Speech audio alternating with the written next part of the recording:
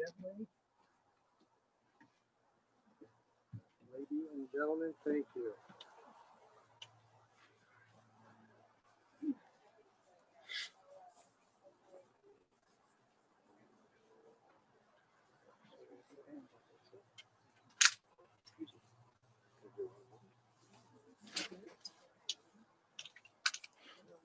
It's on YouTube.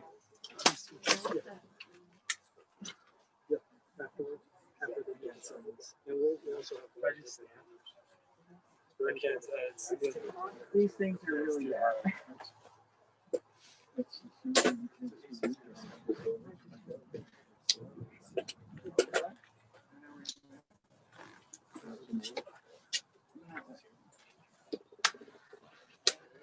Oh, one person gets up at the home vacation. We need more weight. That was.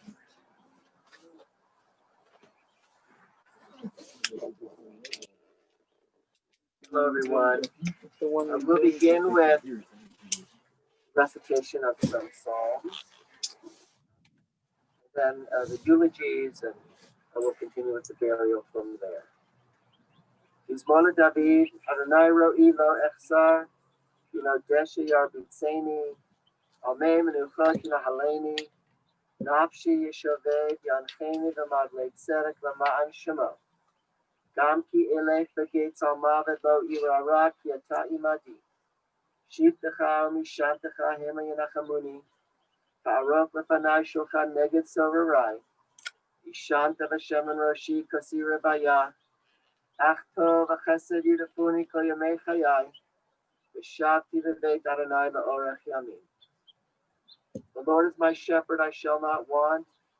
He leads me beside the still waters. He restores my soul. He guides me in straight paths for his name's sake. Yea, though I walk through the valley of the shadow of death, I will fear no evil, for thou art with me. Thy rod and thy staff, they comfort me. Thou preparest a table before me in the presence of mine enemies. Thou hast anointed my head with oil, my cup runs over. Surely goodness and mercy shall follow me all the days of my life, and I shall dwell in the house of the Lord forever. Terachem av al banim rechem Adonai al yirei av. Bihu yada yitzreinu zachor ki apar anachnu. Enosh kechatzir yamav ketzitza sadeh. Ken yatzitz ki ruach avrabo ve'enenu lo yakirenu od mekomo. Chesed Adonai me'olam ve'adolam al yirei av. V'tzidkato livnei banim. As a father has compassion for his children, for those who show reverence, God knows how we are fashioned. God remembers that we are but dust. The days of mortals are like grass. They flourish as the flowers of the field. The wind passes over them. They are no more, and no one can recognize where they grew. But Adonai's compassion is everlasting. God's kindness to children's children, to all the reverent ones, endures age after age, unchanging.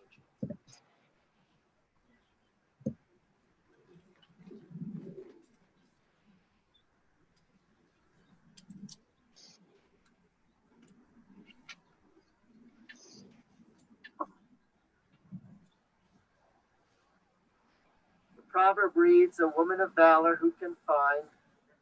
The worth is far above rubies. The heart of her husband trusts in her, and nothing shall he lack. She renders him good and not evil all the days of her life. She opens her hand to the needy. She is robed in strength and dignity, and cheerfully faces whatever may come. Her family comes forward and blesses her, her husband too, and praises her. Many women have done superbly, but you surpass them all." Shirley Bemel was a woman of valor. She sustained a loving marriage to Melvin until his passing in 1989. She raised 3 children, Terry, Roger, and Cindy, who brought Babs, Ross, and Richard into the family. Shirley has 6 grandchildren and 8 great-grandchildren. She predeceased her brother Arnold Kukitz. In all, Shirley lived a good life filled with family and love. Shirley was born in Denver, 1925. Her parents, Mary and Morris, moved to Capitoline, Colorado to open a general store. When the kids got older, Shirley was 9. They moved back to Denver, and Shirley went to Lake Junior High and North High School. She also attended DU and University of Colorado for a time. She and her family were members of HEA all through the years. They lived on the west side. Their home was across the street from Rabbi Lederman's, and they became good friends with the Ledermans. Shirley's childhood on the west side was wonderful. Everyone knew everyone else, where they lived, who was the best cook. There was a group of boys that named themselves the Arrows. She was in the equivalent of the girls group, and she met and sustained lifelong friends from those groups. As an adult, Shirley was involved in Cookerama at the HEA with her friend Dorothea Flax.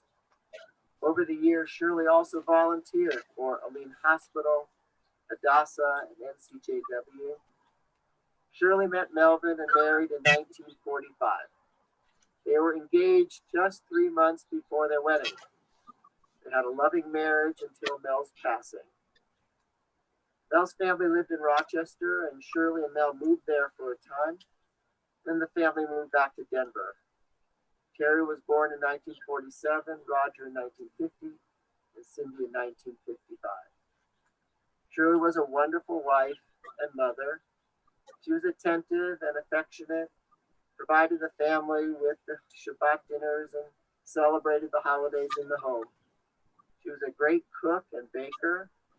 A special favorite was gefilte fish made from a freshly killed carp that was swimming in the bathtub. Mel worked very hard, and Shirley was in charge of the home and the kids. Through the years, Shirley became a confidant for several young people. They liked calling her their aunt. Even so, Shirley worked in real estate outside the home for some 35 years. Shirley was adventurous. She loved long drives through the mountains.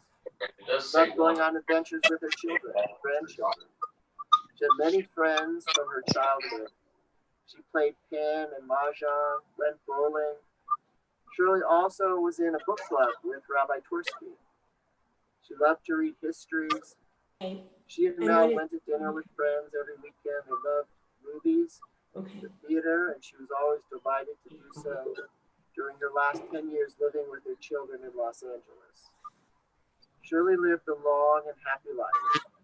She was loved by all. Her life made a big difference in the lives of all the people that she knew. She will be certainly missed. May God bind up Shirley in the bonds of eternal life. May she rest in peace. Amen. Now let's call upon several family speakers to speak about Shirley. I'm just going to name them all now, and then they can come up one after the next. So you want me to go ahead Babs and and Roger, liquidate with themselves and their everything? children. Hold on one second. Asa, Babs, and then Roger. Jeez. I can make this smaller. Exit full screen. Okay, not smaller. Let me do that. Okay, so I've got time and I can turn in. 1,000-mile road trip journey to get here to Ross and I just to okay. All right. bring me back to my roots. We think the money That market is from have a God. great weekend. Thank you. Me Great too. rest You of the too. week. Grand open space for Time the and fun. at the Broadmoor and everything, and hopefully everything works out Like good my in the mom, cabin and you get your life, your my internet life. Back sorted up out. since so I Nature, can work. How small it is. Okay. Well, We stopped off in it, just like Thanks Dad for always liked jumping to. out. You We too. begin Talk to you later. I breathe Bye-bye. out slowly for my yoga training. Often tears flow down my cheeks uncontrollably. I've always had a hard time speaking during emotional times. I usually cry, even during AT&T commercials. So this is more than a challenge for me. Consequently, I'll keep this short. It's hard to say what's in my head and my heart, as I don't really understand this image, this gaping hole that Mom's absence has left in my life. But I do know, deep down, that I'm the lucky one. I could list all the wonderful qualities of my mom. So many precious personal moments and memories. I can't unpack those here today. But my takeaway is what she instilled in me. And that I will always carry on with. A quote from Maya Angelou reminds me so much of Mom. Be a rainbow in somebody's cloud. Mom was always there with an open door, eager to listen and offering her love to those who couldn't find it anywhere else. Her family, pseudo family, an extended circle of friends. And for me, my husband Ross, and my sons Montaigne and Isa. For this, I have enormous gratitude for her devotion and unconditional love. Mom lived a beautiful life of 95 years. And even though at the end, she questioned why she had to live so long, as no one else in her family had. I put together a montage of pictures, a glimpse of her life, which I hope that many of you have had a chance to see. It's easy to see a life well lived and a woman well loved. It's hard to live after someone you loved has died. When someone you love becomes a memory, this memory becomes a treasure. I can't hear her voice anymore, but I can hear her voice in my memories, in my heart, and my neshama, my soul. I am the lucky one. Rest in peace, Mama.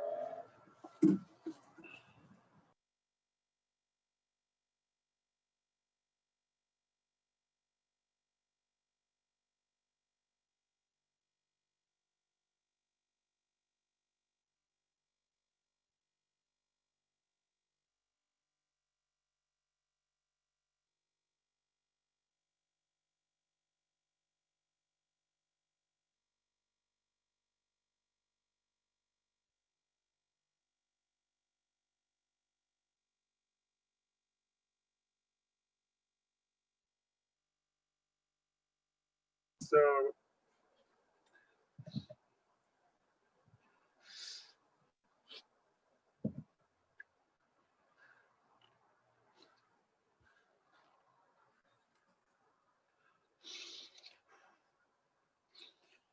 you may go.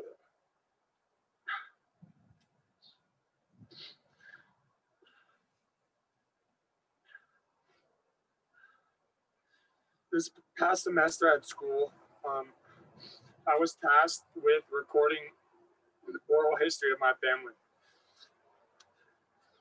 While I could have taken many paths, my gut reaction was to phone Nanny, wait for her hearing aid to calm down, and record the long-winded story of how she met Mel.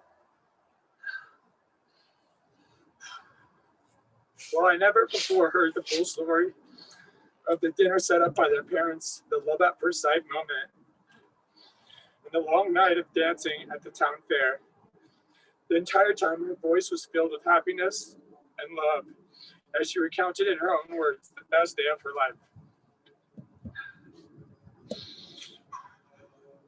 Even though the story showed me a side of her I never saw before, what truly resonated with me was the constant mention that this was the origination of her big, loving family. As the matriarch of our family, she taught me not only through the story, but throughout her life, that family and giving to those around her is what brought her the most joy. With that being said, as the crab cakes got spicier over time, and the red vine she stole from the Fountain View movie theater got a little more stale, as her passion and love for everyone in her life was endless. I'll miss you, love you, and in your own words, will continue to make you proud. Now moving over to my my brother, who can't be here today. Apologies again. This is harder than I thought. Nanny, this is from Montaigne. Nanny, I'm sorry that I cannot be there today, but I wanted to share a couple memories of what you meant to me. I remember in elementary school when I had a family tree school project and sitting mesmerized for hours as you shared stories about Colorado and our family. I remember the excitement when you were coming into town and picking you up from the airport. I remember all the food we made, from pickles to mott's brie pancakes to beef borscht to latkes to mott's ball soup, or the food we shared, from steaks to deli sandwiches to Passover seders. I remember Asa and I storming into your room in the morning to wake you up and find you with the toilet paper, bobby pin to your hair. I never understood that part. But I did understand, and will miss your love and support. I truly appreciate your constant encouragement and motivation to accomplish my goals, and you are never one to turn down an excuse to celebrate along the way. I love you and miss you, Montaigne. Thanks.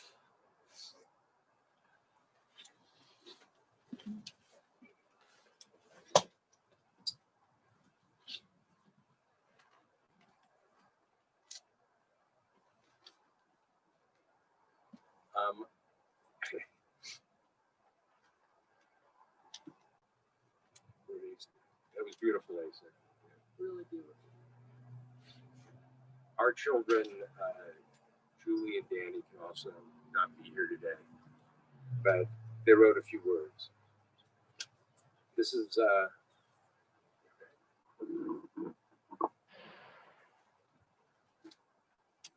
from Julie. There are so many happy things I remember about visiting Nanny in Denver, and how much I look forward to such little things.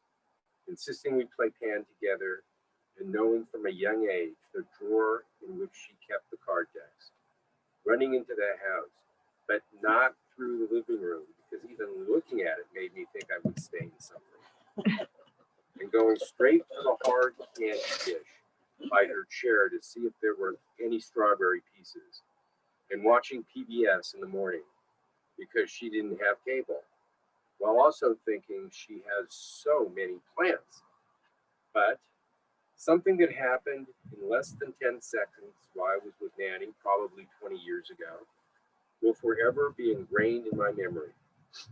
She was driving me to Kay's Donuts before dropping me off at school. Instead of waiting until oncoming cars passed in order for her to make a left turn, as soon as the light turned green, she slammed on the gas. I was beyond freaked out. She acted as if everything was normal. While unnecessarily dangerous, she was always cool like that. Kay's closed years ago, but every time I pass Libet when driving down Ventura Boulevard, I think of Nanny, an apparent daredevil, and I'll take that.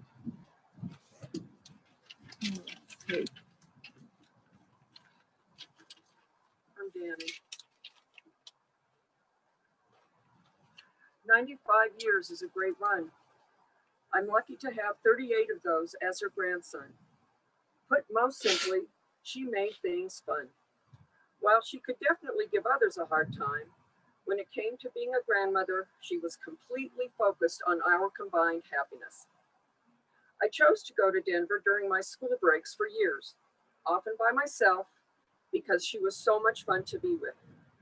Hilltop was an alternate universe, stuck in an earlier time, with two home bases a block and a half apart. Naturally, I didn't realize it at the time, but these trips were formative experiences, and she taught me so much. Among the many lessons that she subtly and sometimes not so subtly imparted: the importance of our shared history, drives on the West Side, stopping on Newton Street to tell stories, or through Judaism, or bringing me along to so many visits with family and friends. The importance of wit and laughter, being able to be easy around others. She was always ready with a sharp comment or quick counter, smart and funny and effortless. The importance of family, probably the most important thing to her, because she wouldn't hesitate to tell me if I wasn't doing enough or calling enough. And it was how she prioritized family, especially her brother, Mel's family, and my grandfather Al, that sticks with me most. The importance of food, a good meal, cooked at home or at a restaurant, is the glue that holds everything else together. We had our favorite spots in Denver and LA, and while we often had others along, when it was just the two of us, it was a different kind of special. These trips, these lessons, they were impactful because she never treated me like a child. She just let me into her life for a week or two at a time. The distance made it a rare treat, separate from my normal life. She made it special. She also had a way of making the mundane feel important. Turning the dials on the TV just so, toasting a bagel the right way, and later checking the caller ID as soon as we walked inside to make sure people called when they were supposed to. She was so deliberate. I know I picked up some of this from her, as Alana calls me, particular. The last few days, I find myself remembering the routine as much as the exceptional. Making her daily rounds, stopping by the realty office, picking up groceries, making a return at the mall. Never buying anything, but always returning something. Brunches at Zadie's Deli, where she was a Jewish celebrity. The meal interrupted every few minutes by someone coming by the table to say hello. And they always came to her table, not the other way around. The smell in the garage, which was very similar to the smell of her car's upholstery. Running back into the house to eat lunch after sledding at Robinson Park. Her calling to me from the top of the stairs whenever I was in the basement traveling back to 1975. And no matter what we were doing, she wouldn't hesitate to give me a fistful of knuckles right in the small of my back, her reminder to stand up straight. Even her gifts had purpose. A fancy camera for my bar mitzvah, fancy knives for our wedding. She wanted me to use them, and by using them, remember her. I do, and I will. When she moved to Los Angeles, finally convinced to join the rest of the family, partly against her will, of course, we would explore the city as best she could, from Olvera Street to Malibu. And in the last few years, we never really got much farther than the little cafe, where I told her that Alana and I were having a daughter. She was so happy, and then asked if we had enough money. As her grandson, I could always feel that she put me first when we were together. We had to laugh and have fun, but I knew she expected me to learn along the way. More than anyone in my life, she facilitated a connection to history and family and culture that we both loved. Especially in these strange times, and with no Shiva to facilitate it, please call or write and share your own stories. I really do welcome it and would love to hear from you.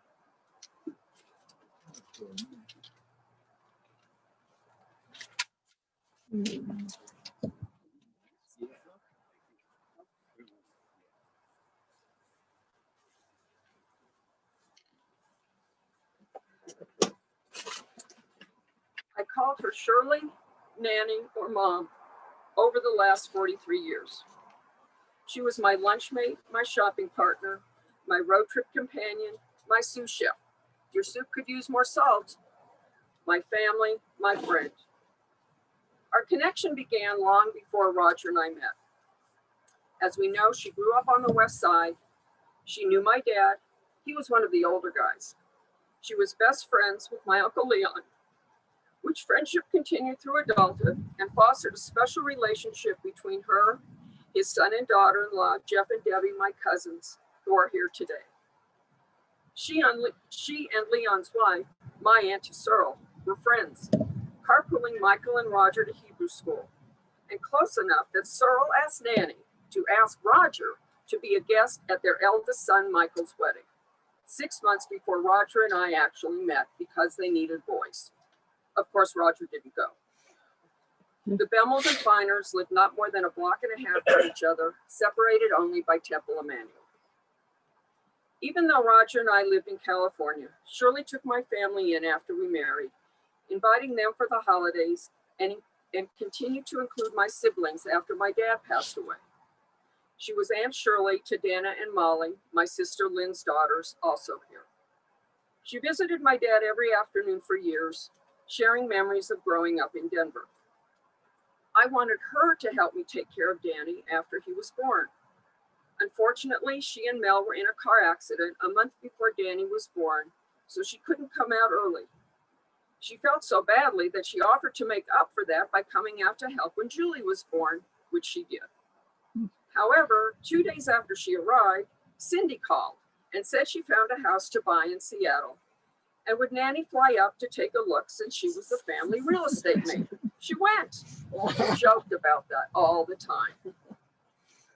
When Mom wanted to have lunch or go shopping, we would talk Denver Jewish geography, sharing memories of family and friends since she knew everyone.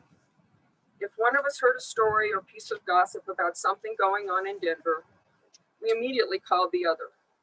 We took a day trip to Palm Springs to visit family friends, Roz and George Goldstein, talking all the way there and back about anything and everything. She played mahjong with us, my friends also calling her Nanny, never hesitating to include her. Nanny even invited us all to lunch at Fountain View because she was so honored to be part of the group.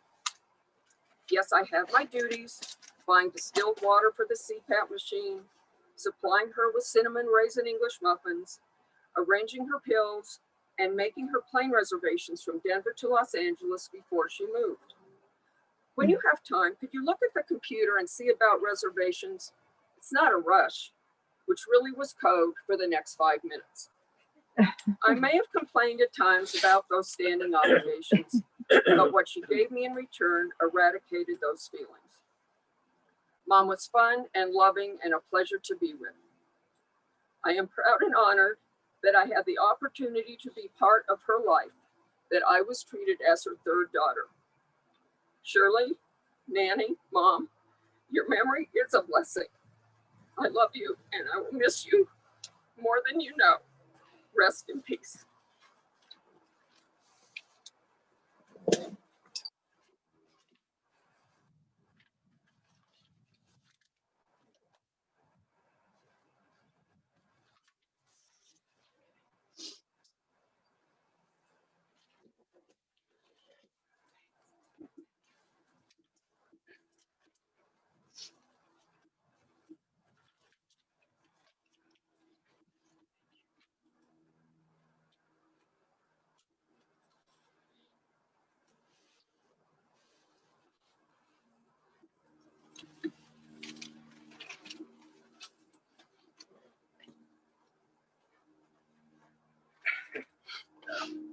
Those are really tough acts to follow.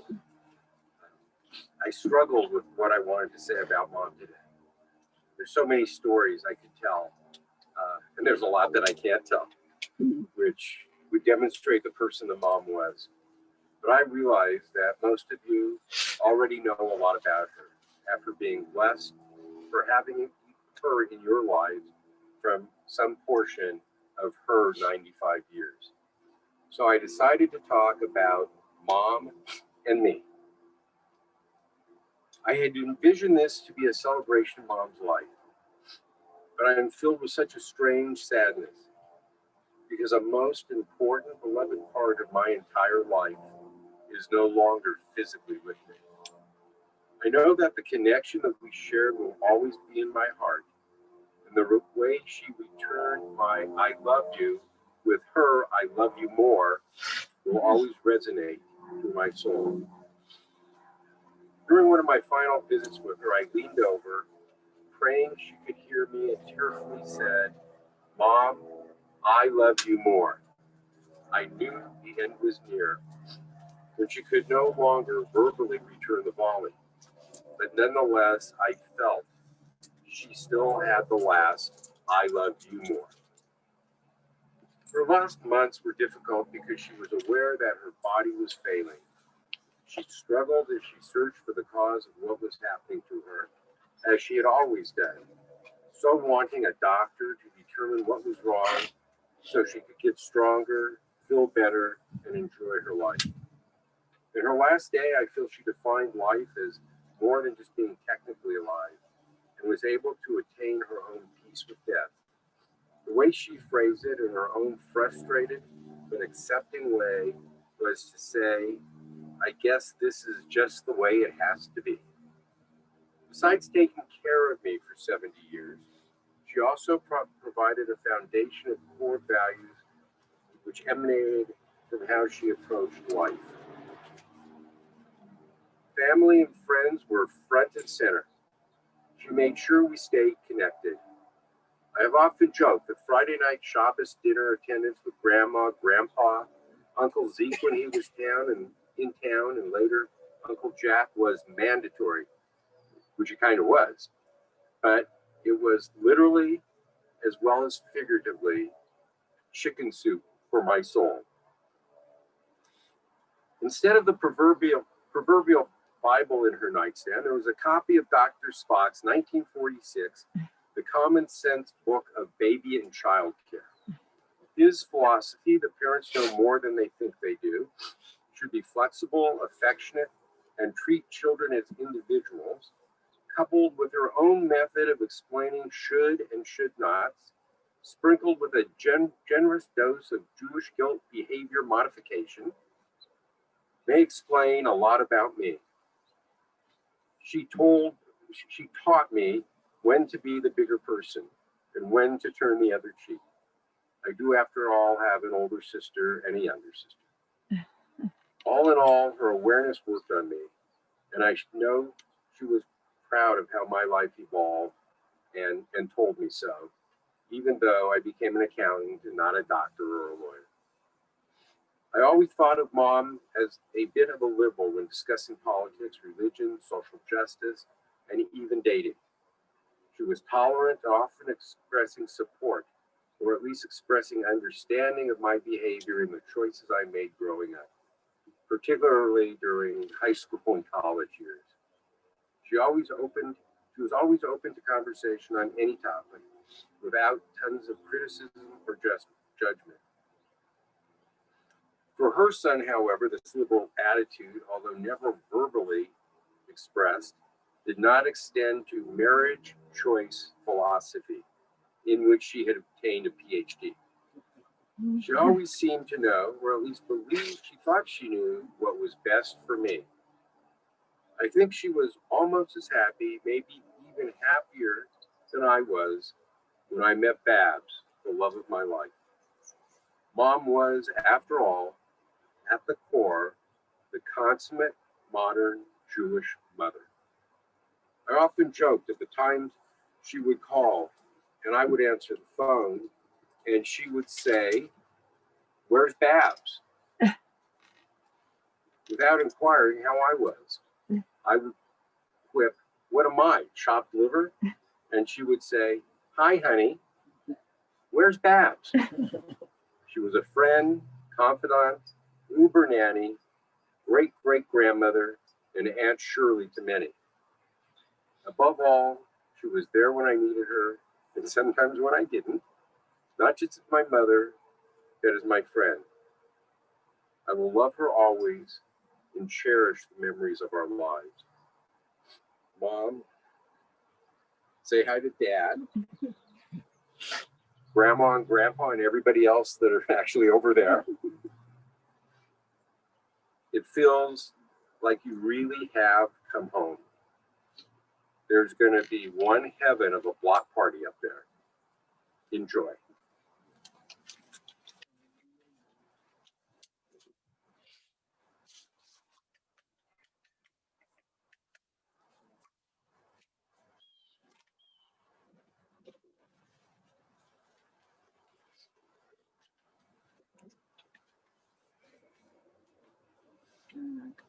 El Shaddai, Almighty God of the living and the dead, send comfort to your children who grieve.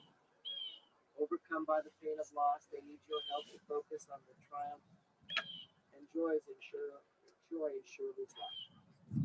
Help them to meet grief with courage, to face sorrow undaunted. Help them to treasure what is now theirs because Shirley lives in this world. Should despair threaten or faith falter, sustain us all, Adonai, for you are our refuge and strength, our ever-present help in troubled times. Let us say.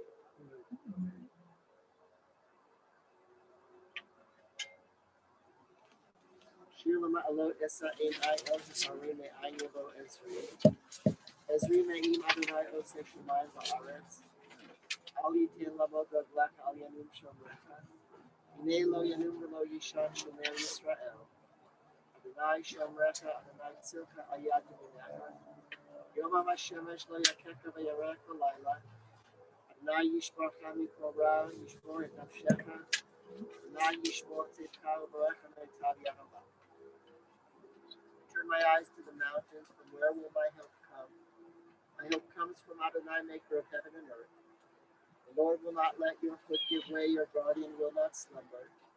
The guardian of Israel neither slumbers nor sleeps. Adonai is your protection, a guardian at your right hand. By day the sun will not strike you, nor the moon by night.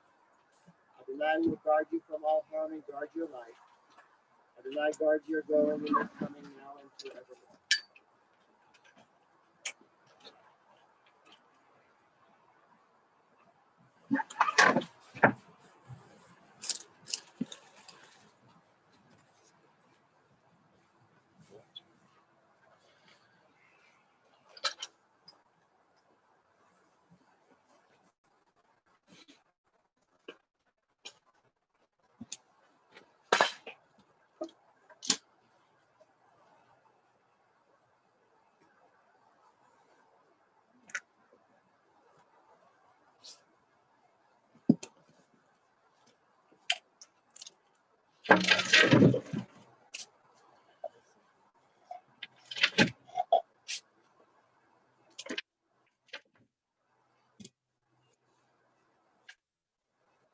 Okay, members of the family can come up and put them into the grave. Ladies and gentlemen, before you shovel or while after, we have hand sanitizer, we have cups if you'd rather use those, and we also have plastic gloves if you'd like.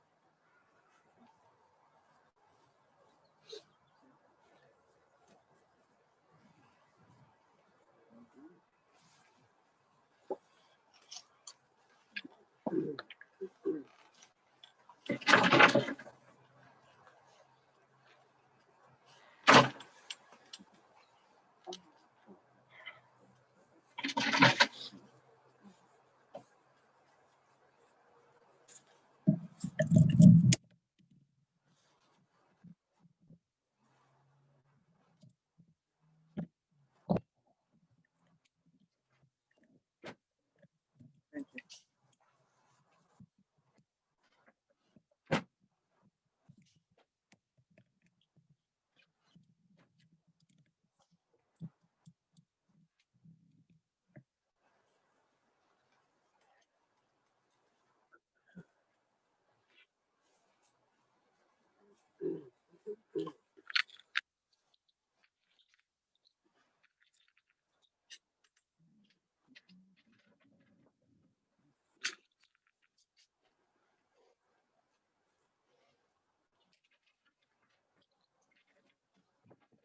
Say approve.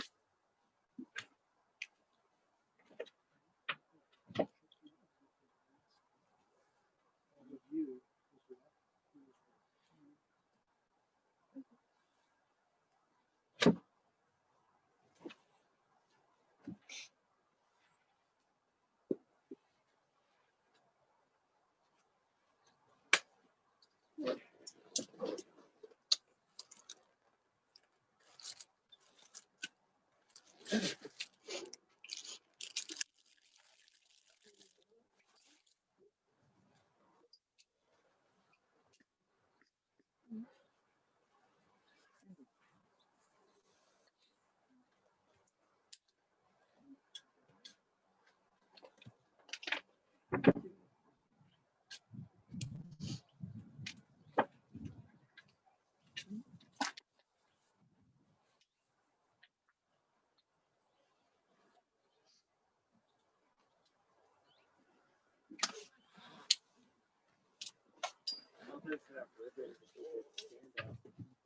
the ribbon from the bottom. You should be able to use it.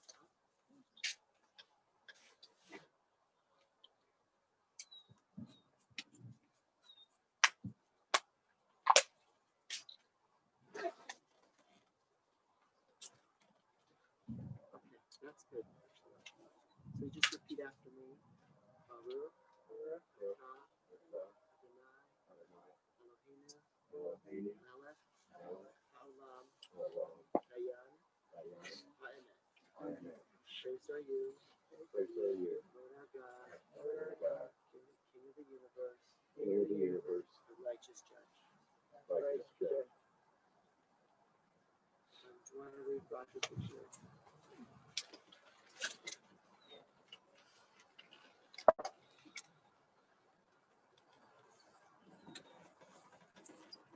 Before we say cottage, I wanted to read a poem by Rabbi Harold Schulweis titled Approving Our Love. When Kaddish is recited, we affirm our love for those near and dear who have physically left us. Our love, however, does not rest on physical survival. It is deeper than that. When we love the inner being of the beloved, the quality that makes for uniqueness, the spirit that creates personality and character. That love does not ever disappear. It remains within us as long as we live. With time, we learn to handle the never-ending pain of loss. But that does not erode the affection and emotion we feel for the one who longer moves about in our midst. We know that whatever lives must someday die. That, however, is only true of the material world. The spiritual can endure forever. When we lose one who is dear, we mourn, but we must not mourn excessively. We must be grateful for what we have had and find comfort in our memories.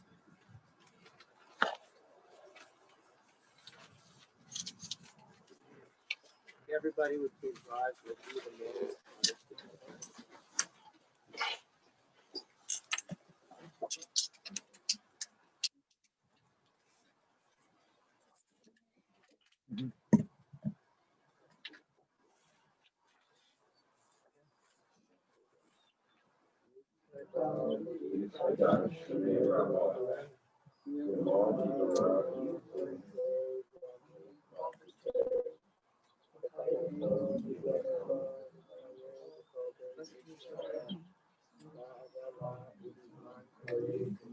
Amen.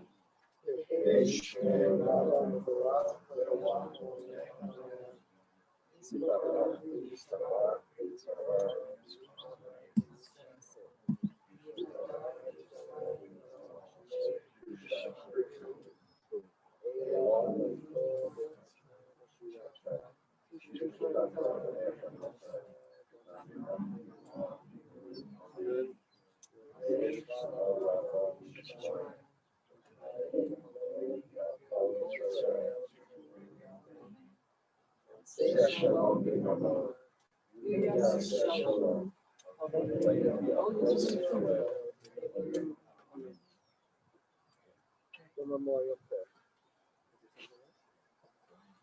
Oh, say shalom, shalom bin Rama. Ooh, yaseh, yaseh shalom. The memorial prayer. Amalei Rachamim Shochim Bamami. Ametzei Menucha Nefanat Achas Kantei Hashira. Ma'ala Kidoshim Mitahorim. Azor Akim Mashirim. Hadishna Chanasur Bemosh Beniro. Yehalcha Lolama. V'gam Ein Menuchata. Ana Ba'al Harachamim, Asireha, Vesepikanatek Le'olami, Yitzrod Yitzrachayim et Nishmata, Adonai Hu Nechalata V'Tanu V'Shalom HaMishkava, V'Nomar Amen. Amalei Rachamim, exalted, compassionate God, grant infinite rest in your sheltering presence among the holy and pure. For the soul of Shirley Bemel, who has gone to her eternal home. Merciful One, we ask that our loved one find perfect peace in your eternal embrace. May her soul be bound up in the bond of life. May she rest in peace. Let us say, Amen. Amen. Ladies and gentlemen, thank you. That does conclude our service. Can we do the Shekati? Sure. Let's do the show.